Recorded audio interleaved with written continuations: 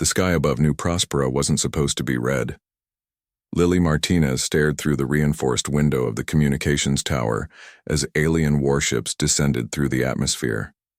Their hulls glowed orange from the heat of entry, leaving trails of fire that scarred the once peaceful blue sky. "Status report," she said into her headset, trying to keep her voice calm despite the fear building in her chest. "Eastern sector shields failing," replied a panicked voice. "Mining platforms 3 through 7 are gone. We've lost contact with the orbital station." Lily closed her eyes for a moment. The orbital station had housed over 300 people, including her friend Sam Powell, who worked as a maintenance technician. She pushed the thought away and focused on her job.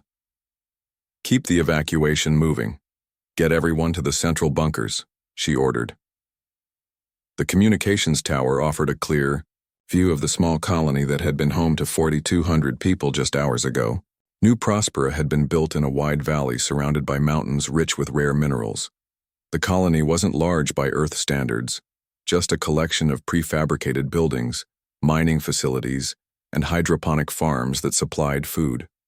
It was 32 light-years from Earth, established only 15 years ago when humans were still new to interstellar travel.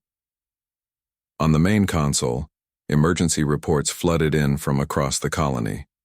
The aliens, the Vraxians, had already landed troops on the outskirts. Colony security forces, really just a police unit with some basic military training, were completely outmatched. The door to the communications center slid open. Alan Parker, the colony administrator, hurried in. His normally neat gray hair was disheveled, and his uniform was stained with sweat and dust. "How bad?" he asked, leaning over Lily's console. "Bad," she replied simply. "Security teams are falling back to defensive positions around the bunkers. We have maybe 2 hours before they break through." Alan ran a hand over his face. "The quarterly supply ship isn't due for another month. Even if we could contact them, they couldn't get here in time." "What about the quantum beacon?" Lily asked, pointing to a sealed panel on the far wall. Alan hesitated. The quantum beacon was experimental technology, installed on only a handful of distant colonies. It could send a message across vast distances almost instantly, bypassing the limitations of normal communication methods.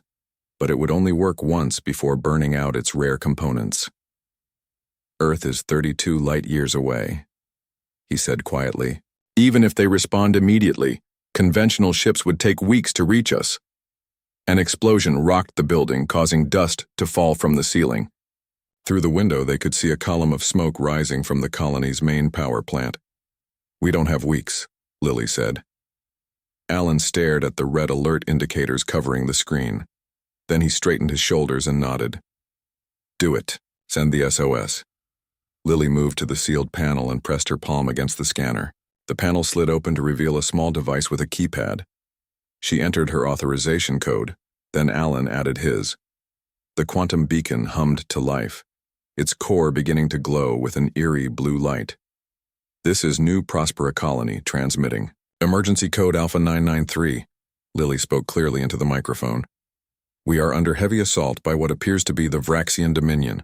Population, 4,200 civilians. Minimal defensive capabilities requesting immediate assistance." She paused, then added, "This is not a drill. Repeat, this is not a drill. New Prospera is falling." Lily pressed the transmission button. The quantum beacon pulsed once, bright enough to make them shield their eyes. Then it went dark. Its components burned out as expected. "Message sent," she said. "Now we wait." Alan nodded grimly. "Now we wait." On the bridge of the Vraxian command ship, Drekthal watched the human colony through the main view screen. These humans were pathetically easy targets. Their weapons were primitive, their defenses minimal. Perfect for harvesting slaves and resources. "Status of resistance?" he asked. His second in command. "Minimal and diminishing," replied the officer. "Their security forces are using basic projectile weapons and some energy pistols. Nothing that can penetrate our armor." "And the colony's communication status?" "We destroyed their main array in the first strike. They have no way to call for help." Drekthal nodded, satisfied. His species had encountered humans before, but only in small trading vessels or isolated colonies like this one. The main human world called Earth was supposedly far away in another sector. Humans were known to be clever traders and quick learners, but not warriors. They lacked the natural aggression and battle instincts of the Vraxian people. "Begin the final assault," he ordered. "I want the mining facilities secured intact. Round up the humans for processing. The healthy ones will bring good prices in the slave markets of the Outer Rim." His officers moved to comply, eager to complete what had so far been an easy conquest. "Commander," called one of the sensor operators, "we detected an unusual energy pulse from their communications tower just before it went dark." Drekthal turned, suddenly alert. "What kind of pulse?" "Unknown. It lasted less than a second. Possibly some kind of emergency backup system." The commander considered this information. Could the humans have some communication technology unknown to the Vraxians? He dismissed the thought. Even if they managed to send a distress call, help would arrive far too late. The nearest human military presence was light years away. "It doesn't matter," he said finally. "By the time anyone responds, we'll be gone with our prizes. Continue the assault." The message from New Prospera arrived at Earth Fleet headquarters in San Diego at 6:47 a.m. local time. Admiral Catherine Walsh was enjoying her morning coffee when the quantum alert blared across her office. She nearly dropped her mug as the coordinates and distress message flashed across her screen. She stared at the message for exactly 3 seconds, then slammed her hand down on the emergency alert button. Klaxons began to sound throughout the massive complex. "Get me the president," she snapped to her AI assistant, "and begin deployment protocols for the 7th Fleet." "Yes, Admiral," the AI responded. "Estimated deployment time is 3 hours. "Not acceptable," Walsh said as she strode toward the door. "We're doing this in 1. As she walked briskly down the corridor toward the war room, her XO, Commander Greg Nelson, fell into step beside her. "New Prospera?" he asked, having received the alert on his own device. "Yes. Vraxian attack. They have no idea what they've just done," the Admiral replied coldly. For years, humanity had maintained a careful facade in the galactic community. While presenting themselves as peaceful explorers and traders, they had secretly built the most formidable navy ever known. Ships with technology far beyond what they shared with other species. Weapons that could destroy stars. Defensive systems that made their vessels nearly invulnerable. All hidden, all waiting. Just in case. That waiting was now over. The war room at Earth Fleet headquarters buzzed with activity. Massive screens displayed star charts, fleet positions, and real-time data feeds. Admiral Catherine Walsh stood at the central command table, her face illuminated by the holographic display showing the New Prospera system. "The 7th Fleet is at 90% readiness, Admiral," reported Commander Greg Nelson. "The USS Vengeance can be ready to jump in 40 minutes. "Not fast enough," Walsh replied, her eyes never leaving the display. "Divert power from the Pacific Shield Array if you have to, but get that ship ready in 20. A young lieutenant approached with a data pad. "Admiral, President Carter is on Secure Line 1. Walsh nodded and moved to a private communication booth at the edge of the room. The booth sealed around her, and a moment later, the stern face of President William Carter appeared on the screen. "Catherine," he said without preamble, "I've seen the alert. How bad is it?" "Vraxian assault force, sir. Approximately 20 warships based on the limited data we received. They've already taken out New Prospera's orbital station and are landing ground forces." The president's expression darkened. "Casualties?" "Unknown, but likely high. The colony's population was just over 4,000. "Your recommendation?" Walsh didn't hesitate. "Full response, sir. Not just the 7th Fleet as protocol would dictate, but also the 3rd and elements of the 5th. And I want to deploy the Vengeance." President Carter raised an eyebrow. The USS Vengeance was humanity's most advanced warship, a Titan-class dreadnought that had never been revealed to the galactic community. Its existence, along with much of Earth's true military capability, had been carefully concealed from alien civilizations. "The Vraxians think they're attacking a helpless mining colony," Walsh continued.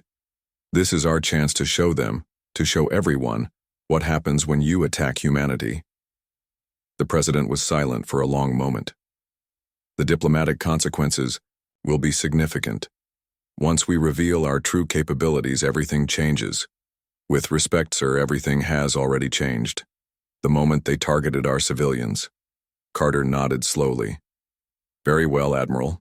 You are authorized to deploy all requested forces and employ any means necessary to secure New Prospera and its surviving population. The gloves come off today. Thank you, sir. Catherine, the president added before disconnecting. Make them regret it. The booth unsealed, and Walsh strode back to the command table with renewed purpose. Move up the timeline, she ordered. I want the first wave jumping in 15 minutes. Get me Captain Lindsay on the Vengeance. The main screen switched to show the interior of a massive ship bridge, far larger and more advanced than anything humans had ever shared with their galactic neighbors. Captain Angela Lindsay, a stern woman with short gray hair, stood at attention. Admiral, she said crisply, Captain, you're being deployed to New Prospera. A Vraxian attack force has hit the colony. Your job is to arrive first, assess the situation, and begin the response. The rest of the fleet will be right behind you. Lindsay's eyes widened slightly, the only indication of her surprise. The Vengeance has never been deployed in actual combat, Admiral. Our existence is still classified. Not anymore, Walsh replied. As of now, the Vengeance is the tip of humanity's spear. Show them what we can do. Understood. We'll be ready to jump in 10 minutes. As the screen returned to the tactical display, Commander Nelson approached. Orders for the rest of the fleet, Admiral? All ships to battle stations. I want every available warship prepared to jump as soon as they're ready. Priority to vessels with marine contingents for ground operations. And the classified weapons systems, ma'am? Walsh's expression hardened. Authorized for full deployment. The Vraxians crossed a line. Now they'll see what's on the other side. Back on New Prospera, Lily Martinez helped a group of children into one of the colony's emergency bunkers. The reinforced facility had been built into the side of a mountain, designed to withstand natural disasters.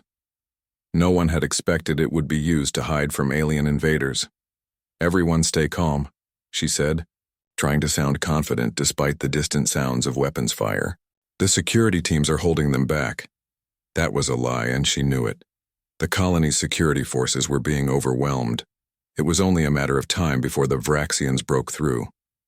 Alan Parker appeared at her side, his face streaked with dirt. Communications tower is gone, he said quietly. They hit it with some kind of plasma weapon. Did the quantum message get through? No way to know. A loud explosion shook the bunker, causing dust to fall from the ceiling. Several children cried out in fear. We have maybe an hour, Alan said grimly. Their troops are moving through the western residential sector now. Lily nodded, trying to keep her composure.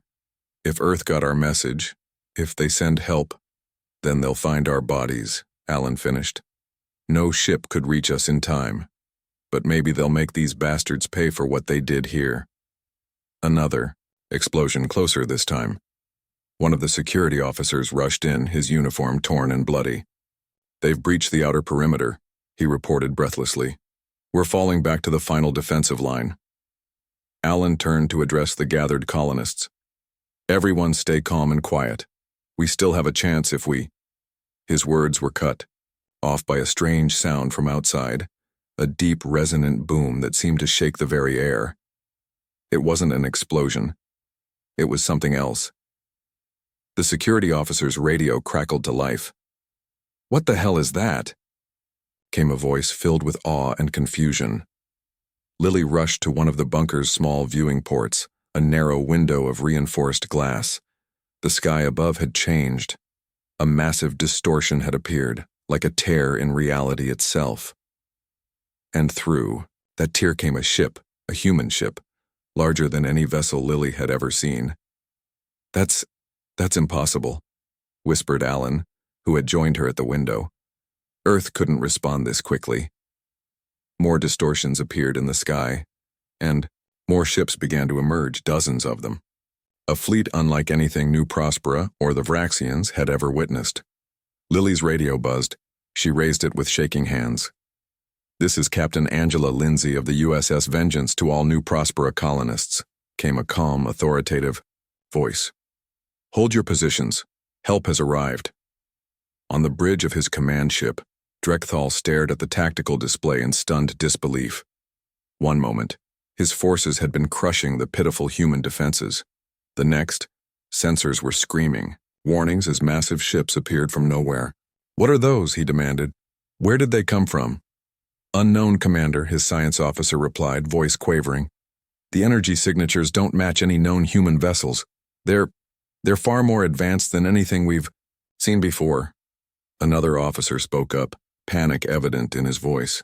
"Commander, we're being targeted by multiple weapon systems. Energy readings they're off the scale." Before Drekthal could respond, a communication request flashed on his screen. With a growing sense of dread, he accepted it. The image of a human female in a crisp uniform appeared. Her eyes were cold, her expression stern. "This is Captain Angela Lindsay of the United Earth Navy vessel Vengeance," she said. "You have attacked a sovereign human colony and targeted civilians. You will immediately stand down all offensive operations, withdraw your ground forces, and prepare to surrender your vessels. You have 5 minutes to comply." Drekthal fought to maintain his composure. This had to be some kind of trick. Humans didn't have ships like these. They were traders, not warriors. "We know of Earth," he replied with all the contempt he could muster. "A soft world of merchants too far to assist its vulnerable colonies. These ships are an impressive deception, human. But we will not be intimidated by holograms and sensor ghosts." The human captain's expression didn't change. "Very well," she said simply, and cut the transmission. A moment later, a blinding beam of energy lanced out from the largest human ship, slicing through the aft section of Drekthal's vessel with surgical precision. Alarms blared as systems failed across the ship. "Engines disabled," reported an officer, voice shaking. "Weapon systems at 30%. They cut right through our shields." The communication screen activated again. The human captain's face reappeared. 4 minutes remaining," she said calmly. Drekthal gripped the arms of his command chair as his ship trembled. The human vessel had disabled his engines with a single shot, something that should have been impossible. The tactical display showed more Earth ships appearing every moment, quickly surrounding his fleet. "All ships engage the human vessels," he ordered, fighting to keep his voice steady. "Launch all fighters. Target their largest ship first." His officers rushed to comply, but fear was evident in their movements. The Vraxian fleet had never faced anything like this. Their entire battle strategy had been based on the assumption that humans were weak, their technology inferior. The Vraxian fleet opened fire. Energy beams and missiles streaked toward the human ships. But as the weapons approached their targets, they seemed to slow, and then dissipate against invisible barriers far from the hulls. "No effect," reported the weapons officer, his voice rising in panic. "Their defensive fields are absorbing everything we throw at them." On the main screen, Drekthal watched as the human vessels moved into a precise formation. It was unlike any battle tactic he had ever seen. A three-dimensional pattern that allowed each ship to cover the others while maximizing their offensive capability. "Commander, we're detecting energy builds in all human vessels," called the sensor operator. "They're preparing to fire." "Evasive maneuvers," Drekthal shouted. But it was too late. The human ships fired as one, not wild barrages or desperate attempts to overwhelm defenses, but precise, coordinated shots. Each beam found a vital system on a Vraxian ship: engines, weapons arrays, shield generators. The attacks were surgical, designed to disable rather than destroy. 3 Vraxian cruisers went dark immediately, their power cores shut down by targeted strikes. 2 more spun out of control, their navigation systems fried. The rest, including Drekthal's flagship, found themselves suddenly unable to maneuver or fight back effectively. This is impossible," Drekthal whispered. The communication screen activated again. The human captain's face appeared, as calm as before. "Your vessels have been disabled," she stated. "We are deploying ground forces to secure the colony and retrieve your troops. Any further resistance will be met with lethal force." Before Drekthal could respond, The screen switched to show another human. This one wore a different uniform, with more elaborate markings. Her hair was pulled back tightly, and her eyes seemed to look right through him. "This is Admiral Catherine Walsh of the United Earth Navy," she said. "I have assumed command of this operation. You will order all your ground forces to lay down their weapons immediately and assemble at designated collection points. These coordinates are being transmitted to you now." Drekthal felt cold fear grip his heart. This was no longer a simple raid. It was turning into the greatest military disaster in Vraxian history. "And if we refuse?" he asked, trying to sound defiant. Admiral Walsh's expression didn't change. "Then we will be forced to demonstrate capabilities we would prefer not to use. The choice is yours, Commander. You have 2 minutes to comply." On the surface of New Prospera, Lily Martinez and the other colonists felt the ground shake as massive dropships descended from the human fleet above. They were unlike any vessels she had seen before, sleek, angular crafts that moved with impossible speed and precision. The bunker's radio crackled again. "This is Lieutenant Eric Wells of the 103rd Marine Division. All colonists, please remain in your shelters. We are engaging hostile forces and will secure your location shortly." Alan Parker looked at Lily, his eyes wide.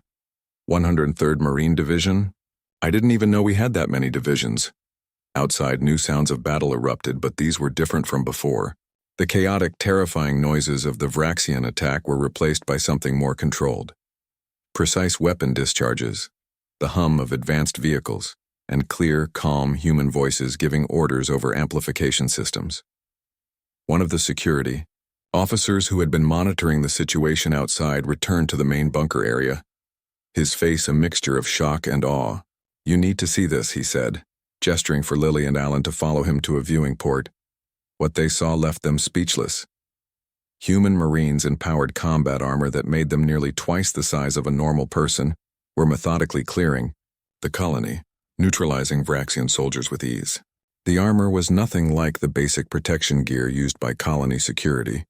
These were advanced exosuits with integrated weapon systems, force fields, and jump jets that allowed the soldiers to move in great bounds across the battlefield. "Had no idea we had technology like this," Lily whispered. Alan shook his head slowly. "None of us did. It seems Earth has been keeping secrets." A loud bang on the bunker's main door made everyone jump. Then a voice called out, "New Prospera colonists, this is Captain Jason Clark, Earth Marines. We're here to extract you. Please stand clear of the door." The massive bunker door, designed to withstand industrial mining explosions, slid open with surprising ease. In the doorway stood a human figure encased in armor that gleamed with a dull blue light. The helmet retracted, revealing the face of a young man with a reassuring smile. "Sorry we're late," he said, "but we're here now and we've got the situation under control." Behind him stood more Marines in similar armor, their weapons held at the ready. Beyond them, Lily could see armored vehicles and what appeared to be mobile gun platforms moving through the colony streets. "How many of you made it to the bunkers?" Captain Clark asked. "About 3,000, Alan replied. "The rest—" His voice trailed off. The captain's expression darkened. "We'll find any survivors, and I promise you, those responsible will answer for what they've done." He tapped something on his armor's forearm. "Admiral, we've reached the main bunker. Approximately 3,000 civilians safe." "Good work, Captain," came Admiral Walsh's voice. "Secure the area and prepare the colonists for evacuation. The Vraxian commander has just ordered his ground forces to surrender. Any that refuse are to be dealt with." "Understood, Admiral." Lily stepped forward. "Evacuation? We're leaving New Prospera?" Captain Clark nodded. "Just temporarily. This colony will be rebuilt, better and stronger than before, with proper defenses this time." He glanced at his fellow Marines. "Earth has decided it's time to stop hiding what we can really do." In orbit, Admiral Walsh stood on the bridge of the USS Vengeance, watching as shuttles began ferrying colonists up from the surface. Around her, the bridge crew worked with practiced efficiency, directing the ongoing operation with calm precision. Commander Greg Nelson approached, holding a data pad. "Final assessment, Admiral. 19 Vraxian vessels disabled or captured. One attempted to flee and was brought down intact. Ground forces have all surrendered. We've secured their weapons and are processing prisoners now. Casualties? Walsh asked. On our side, minimal. 6 Marines injured, no fatalities. For the colony? He paused, his expression grim. Initial count is just over 1,000 dead, mostly from the initial orbital bombardment and the first wave of ground attacks. Walsh's jaw tightened. And the Vraxians? 462 combatants killed before their surrender. The rest are now prisoners. Make sure they get to see our fleet up close as they're transported, Walsh said coldly. I want them to understand exactly what they provoked today. Nelson nodded. Yes, Admiral. What about the colony? The President is asking. About next steps. Walsh turned to look at the main view screen, which showed New Prospera from orbit. Parts of the once peaceful colony were now smoking ruins, but much of it remained intact. Tell the President that New Prospera will be rebuilt. Not as a vulnerable mining outpost, but as our first true forward military base. The galaxy just changed, Commander. It's time everyone understood what that means. As if to emphasize her point, another wave of Earth ships emerged from slip space, bringing the total human fleet presence to over 80 vessels, the largest military force humans had ever deployed off-world. Ships that had been kept hidden, weapons that had been kept secret, all now revealed. The sleeping giant had awakened. 3 days after the battle, New Prospera looked different. Earthships hovered in the sky, their massive forms casting shadows over the colony. Construction drones swarmed over damaged buildings. Military equipment and prefabricated structures arrived in a constant stream from the fleet above. Lily Martinez stood on a hill overlooking the colony, watching the activity below. The air smelled of burnt metal and construction materials. Next to her stood Admiral Walsh, who had come to the surface to assess the situation personally. My home for 15 years, Lily said quietly. Admiral Walsh nodded. It will be your home, again, better protected this time. Why didn't we know? Lily asked, turning to face the Admiral. All this technology, these ships, these weapons, why keep it secret from your own people? Walsh was silent for a moment. Humanity has been exploring space for less than a century. In that time, we've encountered dozens of alien civilizations, many of them far older than our entire species. Some were friendly. Others, she gestured toward the ruins of what had been the colony's main power plant. Others were not. So Earth built a secret fleet. Not just a fleet, Walsh corrected. A contingency, a guarantee that no matter what we encountered out here, humanity would survive. She pointed to where Marines and power armor were helping. Colonists clear debris. Those suits your people are so amazed by? They're 15 years old, considered almost obsolete by our current standards. Lily's eyes widened. You're saying there's more? Walsh smiled slightly. Much more. Earth's technology has been advancing at an exponential rate, but we kept the most advanced developments hidden. We presented ourselves as peaceful traders and explorers, while quietly preparing for a day we hoped would never come. And now? Now the galaxy knows what happens when you attack humans, Walsh said firmly. The Vraxians made a critical mistake. They assumed our kindness was weakness. Below them, a group of Vraxian prisoners were being loaded onto a transport ship under heavy guard. Their once proud postures were gone, replaced by confusion and fear. What will happen to them? Lily asked. They'll be taken to Earth for processing. Then they'll stand trial for crimes against humanity. Walsh checked something on her wrist device. Speaking of which, I need to go. Their commander has requested a meeting. Drekthal sat alone in a detention cell aboard the USS Vengeance. His armor had been removed, leaving him in a simple gray jumpsuit. The cell was comfortable enough but clearly designed to contain someone much stronger than a human. The door slid open, and Admiral Walsh entered, accompanied by 2 Marines in full combat armor. Commander Drekthal, Walsh said without ceremony. I trust you're being treated according to interstellar conventions. Drekthal nodded stiffly. Your accommodations are adequate. He hesitated, then asked the question that had been haunting him. These ships, these weapons, How long has Earth possessed such technology? Walsh sat down across from him. Long enough. We've been watching species like the Vraxians for decades, cataloging your attacks on weaker civilizations, documenting your slave raids, preparing. But you did nothing. You let us believe humans were weak. Strategic deception, Walsh replied simply. We preferred to be underestimated. It gave us time to build, to develop, to prepare for threats far greater than the Vraxian dominion. Drekthal's eyes narrowed. Greater threats? You're not the first species to mistake technological superiority for the right to dominate others. You won't be the last. Walsh leaned forward. But you are the first to attack a human colony directly. And for that, there will be consequences. Such as, your fleet has been neutralized, your ground forces captured or eliminated. Even now, Earth ships are moving toward Vraxian space. Walsh's voice remained calm, but there was steel behind her words. Not to conquer, not to destroy, but to liberate every world and species your people have subjugated. Drekthal felt cold fear grip his heart. You would go to war with the entire Dominion. Walsh stood. We're not going to war, Commander. The war is already over. You just don't know it yet. On Earth, President William Carter stood before the Global Assembly, addressing representatives from every human nation. Behind him, massive, screens showed images of the rebuilt New Prospera colony and the Earth fleet in orbit. For decades, we have hidden our true capabilities from the galaxy, he said. We presented ourselves as peaceful explorers and traders, while secretly building the most advanced military force humanity has ever known. Some questioned this strategy.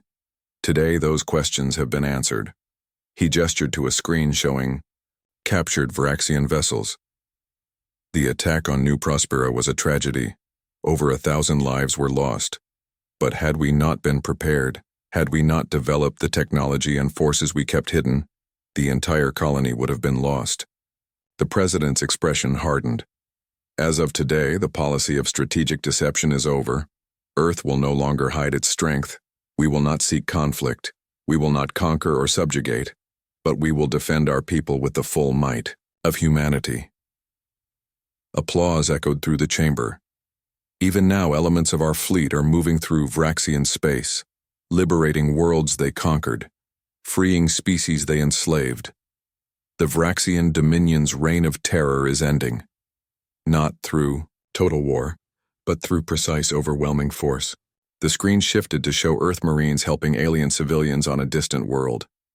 The aliens, tall, slender beings with iridescent skin, looked at the humans with what could only be described as awe. This is humanity's new role in the galaxy, the president continued. Not conquerors, not traitors, protectors. Back on New Prospera, Lily sat with Alan Parker in the newly constructed administration building. The structure was larger and more advanced than its predecessor, with reinforced walls and its own shield generator. So this is really happening, Alan said, looking at the plans displayed on the table. New Prospera is becoming a military outpost. Not just military, Lily corrected. Admiral Walsh says it will be a forward base for both defensive operations and humanitarian missions, the first of many. Alan looked troubled. Is that what we signed up for? When we came out here to mine and build a colony? Lily was quiet for a moment. Then she stood and walked to the window. Outside, Earthships continued to arrive, bringing supplies, personnel, and advanced technology. Among them were vessels marked with medical symbols and others clearly designed for scientific research. We came out here to build something new, she said finally. Now we're building something different than we planned, but maybe something better. She thought about the 1,000 colonists who had died in the attack, about her friend Sam on the orbital station, about the children who had huddled in fear in the bunker. The galaxy is more dangerous than we knew, she continued, but now everyone else knows something too. She turned back to Alan. They know not to mess with humans. 6 months after the Battle of New Prospera, the colony was unrecognizable. What had once been a simple mining outpost was now a thriving hub of military and civilian activity. New buildings stood tall against the horizon, protected by energy shields that shimmered faintly in the sunlight. Ships of various sizes arrived and departed constantly, connecting the once isolated colony to the wider human sphere and beyond. Lily Martinez walked through the central plaza, which had been completely rebuilt. A memorial to those lost in the Vraxian attack stood at its center, a simple obelisk of dark stone with the names of the fallen etched in glowing letters. She stopped to place her hand against the cool surface, finding the name of her friend Sam Powell among the thousand others. He would be amazed by all this, said a voice behind her. Lily turned to see Admiral Walsh, now dressed in a more formal uniform adorned with new medals and insignia. The Admiral had been promoted after the battle, given command of humanity's new interstellar defense force. Sam always said we weren't alone out here, Lily replied. He was right in more ways than he knew. They walked together through the plaza, passing Earth Marines in their distinctive armor patrolling alongside the colony's new security force. Civilians from various human colonies mixed with alien visitors, representatives from species seeking alliances with the suddenly formidable human civilization. The Galactic Council is meeting today, Walsh said. Your testimony will be crucial. Lily nodded. The Galactic Council had existed for centuries, a loose alliance of advanced civilizations that maintained order among the stars. Humans had only been granted observer status, seen as newcomers barely worth noticing. That had changed dramatically. I never thought I'd address the council, Lily said. I'm just a communications officer. Walsh smiled slightly. You're the person who sent the message that changed everything. The quantum beacon was only supposed to be used as a last resort, with low expectations of a timely response. No one knew we had developed slipspace technology that could cross 30 light-years almost instantly. No one except Earth. No one except Earth, Walsh agreed. And now everyone knows. The Galactic Council chamber was an enormous circular room with tiered seating rising high along the walls. Representatives from dozens of species occupied their traditional positions, many looking uncomfortable at the changes taking place around them. For the first time, humans had been granted a full seat on the council. President Carter himself had traveled from Earth for this historic session, along with a delegation that included Admiral Walsh and, surprisingly to many, Lily Martinez. At the center of the chamber stood Drek Thal, the former Vraxian commander. He wore simple clothing now, his once proud bearing diminished but not broken. Around him stood representatives from various species that had suffered under Vraxian rule. This council is called to order, announced the chief arbiter, a tall, ethereal being from an ancient species. We are here to address the actions of the Vraxian Dominion and the response of Earth. President Carter stepped forward. He was a tall man with silver hair and a commanding presence that seemed to fill the massive chamber. For too long, the Vraxian Dominion has preyed upon weaker civilizations, he said, his voice steady and clear. They have enslaved entire populations, stripped planets of resources, and operated outside the bounds of galactic law. Holograms appeared around the chamber, showing evidence of Vraxian atrocities gathered by Earth's intelligence services over decades. Many council members shifted uncomfortably, aware they had turned a blind eye to these crimes. Earth chose to hide its true capabilities while we observed and documented these violations, Carter continued. We regret that this deception was necessary, but the attack on New Prospera proved our caution was warranted. The president gestured to Lily, who stepped forward nervously. This is Communications Officer Lily Martinez, he introduced her. It was her distress call that triggered humanity's response. Lily cleared her throat and looked around at the assembled delegates. I am not a soldier or a diplomat, she began. I was just doing my job when I sent that message. I never expected what followed. She described the attack on New Prospera, the fear and desperation of the colonists, and the arrival of Earth's fleet. As she spoke, more holograms appeared, showing the battle from various perspectives. We lost 1,000 people that day, she concluded. Friends, neighbors, children. Their only crime was existing on a world the Vraxians wanted. The chamber was silent when she finished. Then one of the alien representatives, a member of a species that had been among the first liberated from Vraxian control, stood. For 3 generations my people lived as slaves, they said. We thought the galaxy had forgotten us. Then human ships appeared in our skies, and for the first time in living memory, we knew hope. Others stood, one after another, each telling similar stories. Earth had done what the Council had failed to do for decades. It had protected the weak from the strong. Finally, Drekthal himself was permitted to speak. The Vraxian Dominion misjudged humanity, he admitted. We saw their kindness as weakness, their restraint as fear. We were wrong. He looked directly at Lily. Your message did more than summon ships. It awakened a power that will reshape the galaxy. Later, Lily stood on a balcony overlooking the Galactic Council building. New Prospera's star shone brightly in Earth's night sky, a reminder of how far she had come. Admiral Walsh joined her, offering a small data crystal. The Council's decision. Unanimous. Lily took the crystal. The Vraxian Dominion? Dissolved, their military dismantled, their conquered worlds freed and given Council representation. Walsh leaned against the railing. And Earth has been asked to lead a new peacekeeping force to prevent anything like this from happening again. Is that why we built those ships, those weapons, to become galactic peacekeepers? Walsh was quiet for a moment. We built them to survive, to ensure humanity would never fall. Now we have a chance to build something more important than weapons. What's that? Peace, Walsh replied. Not through weakness, but through strength. Not through deception, but through truth. She looked up at the stars. We've hidden who we really are for too long. Now the galaxy will know humans as we truly are. Lily thought about New Prospera, about the colonists rebuilding their lives, about the Earth fleet that had arrived so unexpectedly to save them. And what are we truly? She asked. Walsh smiled. Explorers, builders, dreamers. Her expression hardened slightly. And when necessary, the most formidable defenders this galaxy has ever seen. In the distance, a ship rose from Earth's surface, its engines glowing bright against the night sky. It was the USS Vengeance, departing on its first official mission as flagship of the new Galactic Peacekeeping Force. Similar ships were launching from bases across Earth, carrying humanity's message to the stars. The message was simple. Humanity extended its hand in friendship to all peaceful species.